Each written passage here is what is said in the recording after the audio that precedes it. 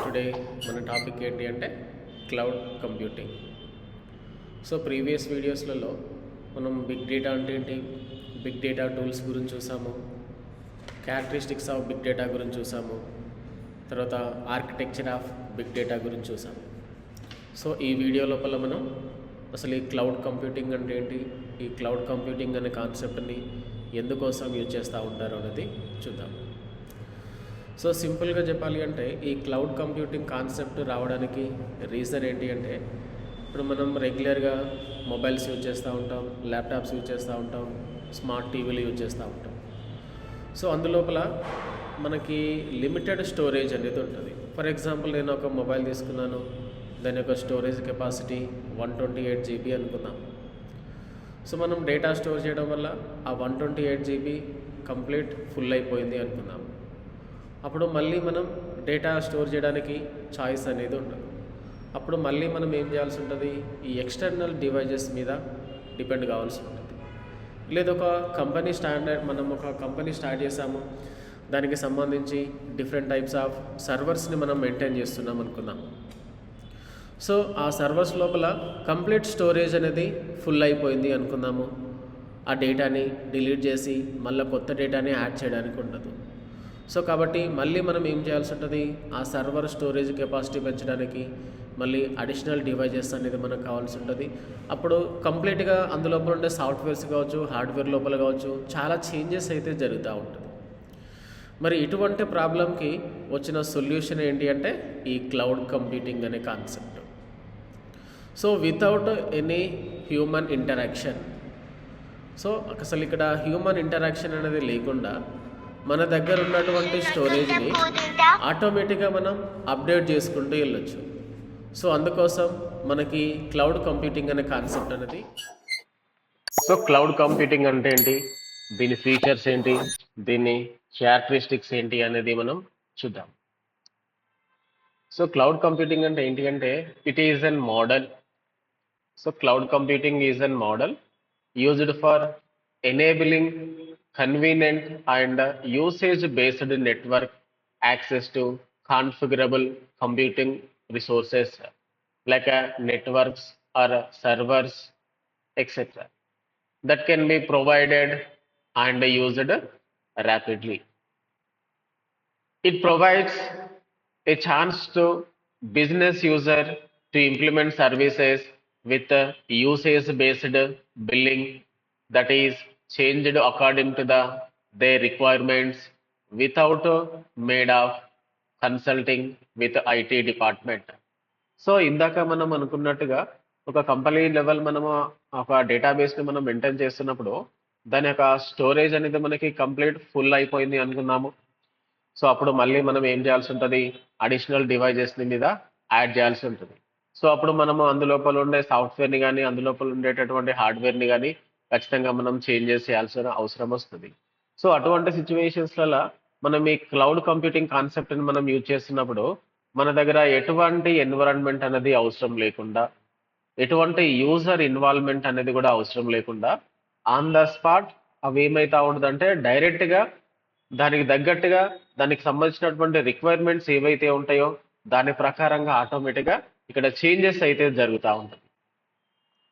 So it is an layer between computing resources and technical implementation details. It sequentially enables computational resources to be used while avoiding efforts in infrastructures management.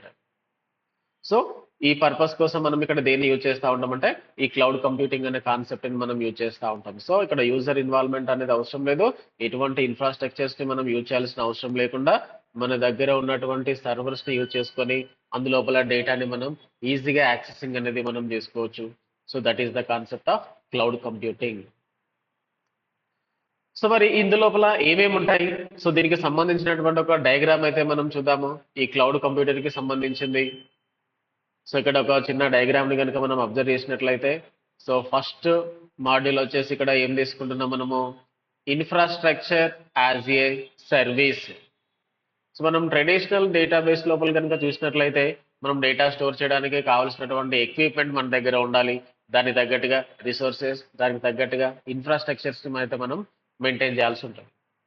అదే cloud computing వచ్చిన తర్వాత మనం ఎటువంటి resources అనేది use చేయాల్సిన అవసరం లేకుండా డైరెక్ట్గా అందులోపల ఉండే సాఫ్ట్వేర్ని అందులోపల ఉండేటట్టు దానికి తగ్గట్టుగా హార్డ్వేర్ ప్లాట్ఫామ్స్ని మనం ఈజీగా చేంజెస్ అయితే చేసుకోవచ్చు. సో ఇందులోపల ఉండేటటువంటి కాంపోనెంట్స్ ఏంటి అంటే ఇన్ఫ్రాస్ట్రక్చర్ యాజ్ ఏ సర్వీస్, రెండోది ప్లాట్ఫామ్ యాజ్ ఏ సర్వీస్, మూడోది software as a service.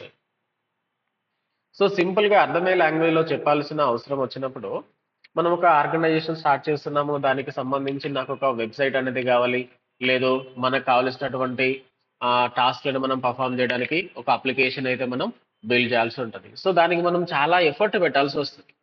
So ఇప్పుడు మనం ఇక్కడ ఎటువంటి ఎఫర్ట్స్ అనేది పెట్టాల్సిన అవసరం లేకుండా మనకు కావలసినటువంటి ఓన్ ప్లాట్ఫామ్ని మనము డిజైన్ చేసుకొని దానికి తగ్గట్టుగా సాఫ్ట్వేర్ సెటప్, దానికి తగ్గట్టుగా హార్డ్వేర్ సెటప్స్ అయితే మనము ఇంప్లిమెంటేషన్ చేసుకోవచ్చు ఈ క్లౌడ్ కాన్సెప్ట్ని మనం యూజ్ చేసుకొని.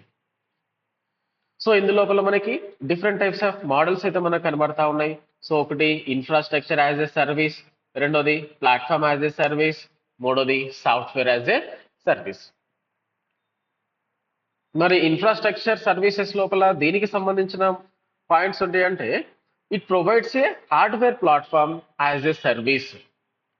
ఇన్ఫ్రాస్ట్రక్చర్ లోపల మనకి ఎటువంటి ప్లాట్ఫామ్ని ప్రొవైడ్ చేస్తూ ఉంటామంటే ఇక్కడ ఈ హార్డ్వేర్ ప్లాట్ఫామ్ని అయితే మనం ఇక్కడ ప్రొవైడ్ చేస్తూ ఉంటాము. ఒకవేళ మరి ప్లాట్ఫామ్ యాజ్ ఏ సర్వీస్ కనుక మనం అబ్జర్వ్ చేసినట్లయితే దీని లోపల అప్లికేషన్ డెవలప్మెంట్ మొత్తం కూడా ఈ ప్లాట్ఫామ్ లోపల మనం డిజైన్ చేస్తూ ఉంటాము. సో దీనికి తగ్గట్టుగా మనం ఏం చేయాలి, సర్వీస్ అనేది మనం ప్రొవైడ్ చేయాలి, network delivered IT applications.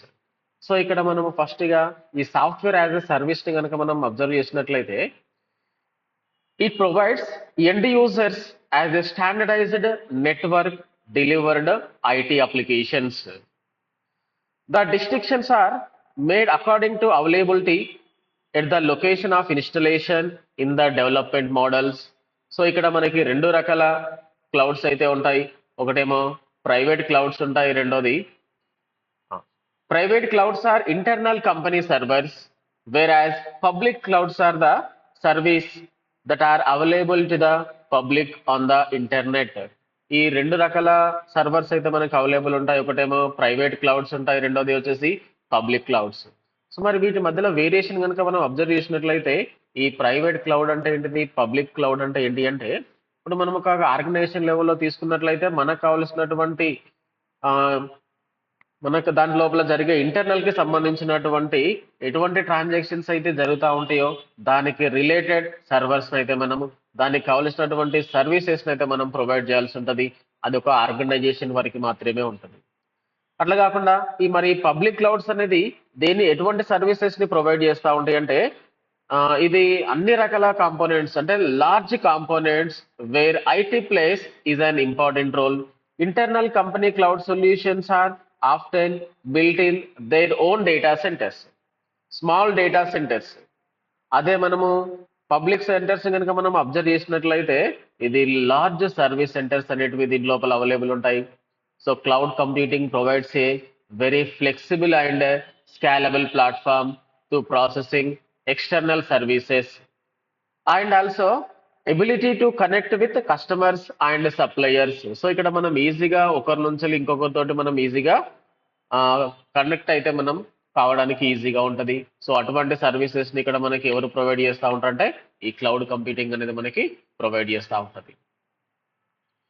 So మరి దీనికి సంబంధించినటువంటి బెనిఫిట్స్ ఏంటి అనేది చూద్దాము. So benefits of cloud computing for data wear house.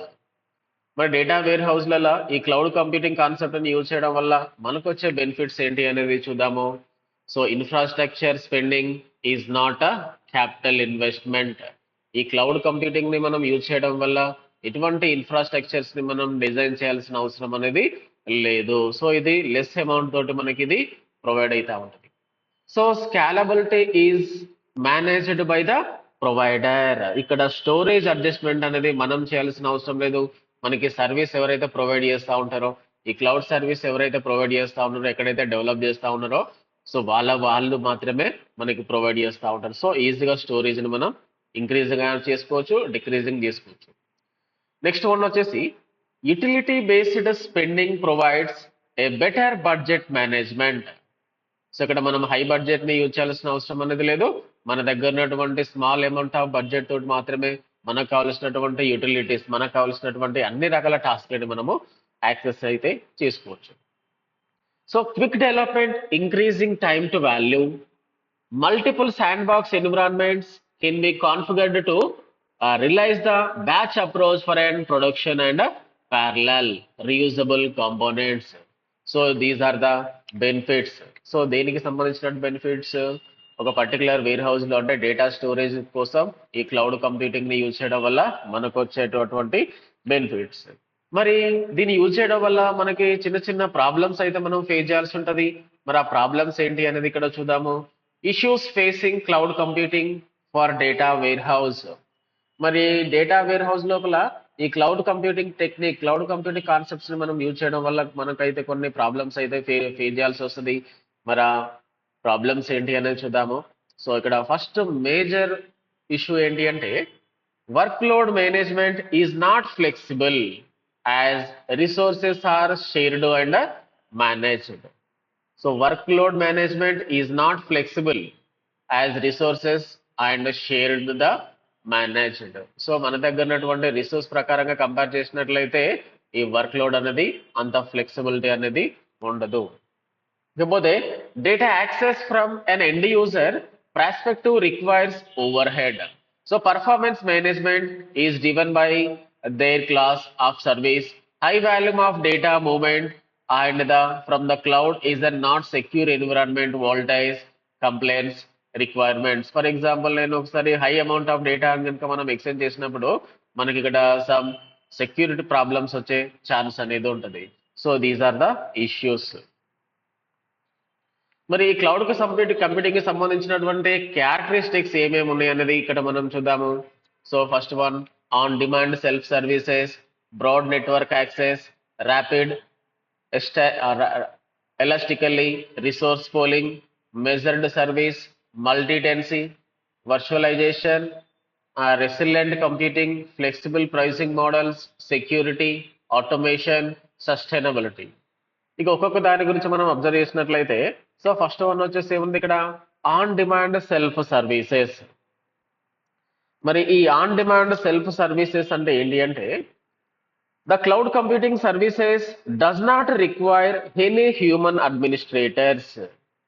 So మరి క్లౌడ్ కంప్యూటింగ్ ని మనం యూజ్ చేయడం వల్ల అక్కడ మనము ఎటువంటి యూజర్స్ ని మనం ఇంప్లిమెంట్ చేయాల్సిన అవసరం లేదు. అంటే వాళ్ళకి సంబంధించినటువంటి జాబ్స్ అనేది ఈ అడ్మినిస్ట్రేటర్, సిస్టమ్ అడ్మినిస్ట్రేటర్స్ ని మనం తీసుకోవాల్సిన అవసరం అనేది లేదు.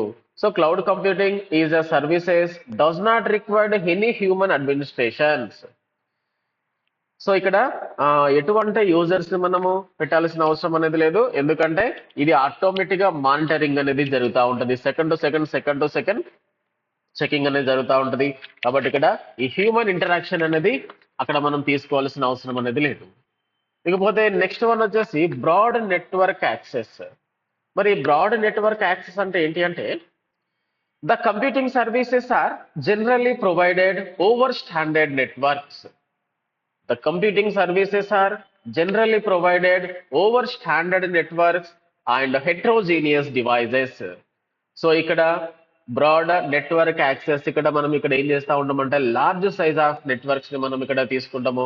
సో నెంబర్ ఆఫ్ డివైజెస్ తోటి ఇది కనెక్ట్ అయి ఉంటుంది. సో హెట్రోజీనియస్ డివైజెస్ ని యూజ్ చేసుకొని మనం ఇక్కడ డేటా అనేది ఎక్స్చేంజ్ చేస్తూ ఉంటాము. ఇకపోతే ర్యాపిడ్ ఎలాస్టికల్లీ. సో మరి దీని మీనింగ్ ఏంటి అంటే cloud computing services should have IT resources. మరి క్లౌడ్ కంప్యూటింగ్ వచ్చేసి ఇక్కడ ఏముంటాయంట, ఐటీ రిసోర్సెస్ అంటే ఖచ్చితంగా మనం తీసుకోవాల్సి ఉంటుంది.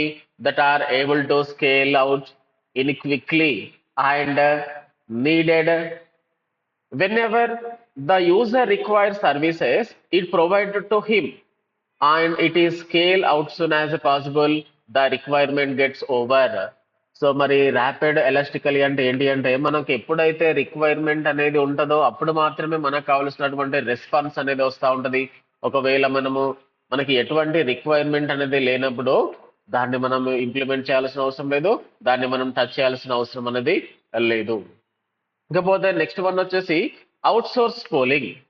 మరి ఇక్కడ ఈ out source polling resource polling అంటే ఏంటి అంటే అసలు ఈ రిసోర్సెస్ మన దగ్గర ఏమేమి రిసోర్సెస్ ఉంటాయంటే IT resources, that is called networks కావచ్చు, సర్వీసెస్ కావచ్చు, లేదంటే సర్వర్స్ కావచ్చు, స్టోరేజెస్ కావచ్చు, అప్లికేషన్స్ కావచ్చు.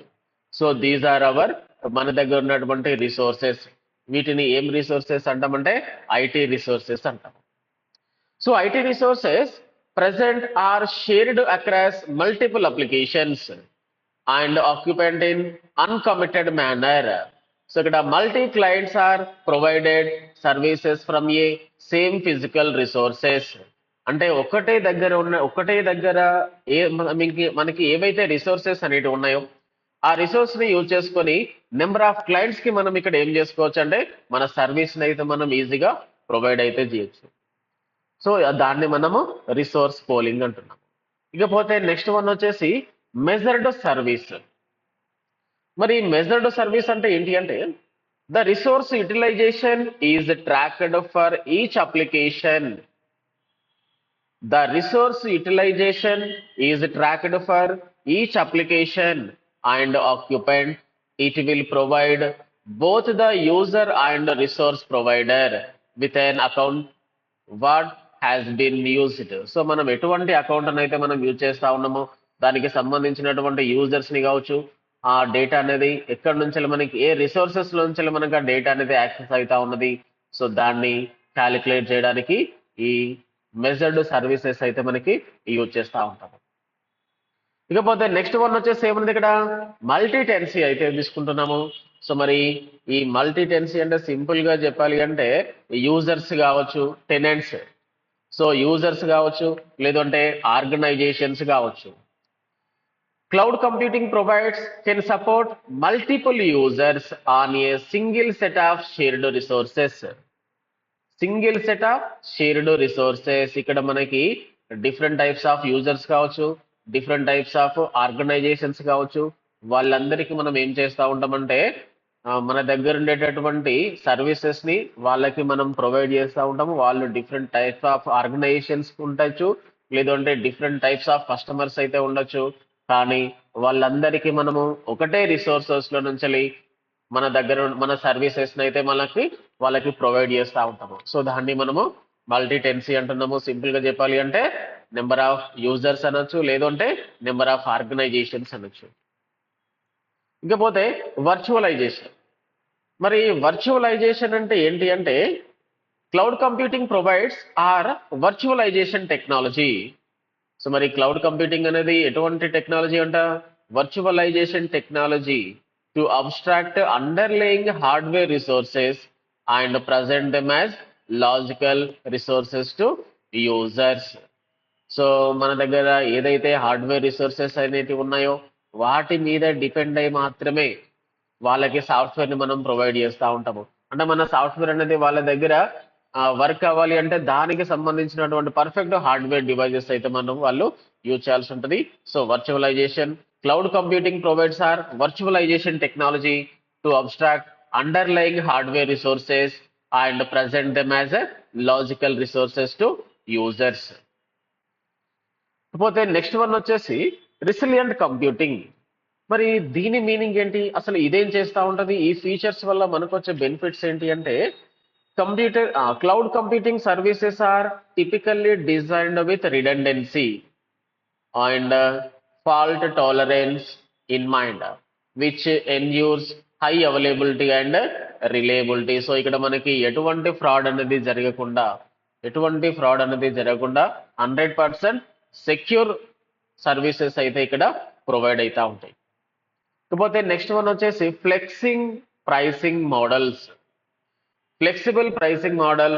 సో మరి ఇదేం చేస్తూ ఉంటుందంటే cloud services provides offer a variety of pricing model including pay per use, subscription based and spot pricing allows user to choose their own option, their needs. So ఇక్కడ మనము different types of prices అయితే మనం provide చేస్తూ ఉంటాము. అది ప్రీలో అవ్వచ్చు, లేదంటే post method లోపల కావచ్చు, లేదంటే సబ్స్క్రిప్షన్ బేస్డ్ లోపల కావచ్చు, లేదంటే యాన్యువల్ గా కావచ్చు. సో కస్టమర్ యొక్క నీడ్ని బట్టి మనము ఈ పేయింగ్ మెథడ్స్ అయితే వాళ్ళకి ప్రొవైడ్ అయితే చేస్తూ ఉంటాము. నెక్స్ట్ వన్ వచ్చేసి సెక్యూరిటీ. సో ఇందాకే మనము సెక్యూరిటీ గురించి చూసాము. సో ఇక్కడ మనకి ఏముంటది, 100% సెక్యూర్ సర్వీసెస్ అయితే ఇక్కడ ప్రొవైడ్ అవుతా ఉంటది. ఆటోమేషన్, మరి ఈ ఆటోమేషన్ అంటే ఏంటి అంటే, cloud computing services are often highly automated, allowing users to deploy and manage resources with minimal manual intervention. So ఇక్కడ కస్టమర్స్ కి మనం ఏదైతే సర్వీసెస్ ని మనం ప్రొవైడ్ చేస్తా ఉన్నామో, సో వాళ్ళు దాన్ని ఈజీగా మెయింటైన్ అయితే వాళ్ళు ఈజీగా మెయింటైన్ అయితే చేసుకోవచ్చు, ఈజీగా డిప్లాయ్ చేసుకోవచ్చు. మన దగ్గర ఉన్నటువంటి రిసోర్సెస్ ని యూజ్ చేసుకొని ఇంకేమైనా ట్రాన్సాక్షన్స్ కనుక చేయాలనిపిస్తే ఎటువంటి చేంజెస్ అయినా సరే మనకి ఇక్కడ ఈజీగా అవైలబుల్ ఉంటాయి. ఇకపోతే సస్టైనబిలిటీ. మరి సస్టైనబిలిటీ అంటే ఏంటి అంటే, clouds are provide increasingly focused on sustainable practice such as energy efficient data centers and the use renewable energy resources of their environmental impact. So these are the cloud services. So cloud computing కి సంబంధించినటువంటి features and characteristics.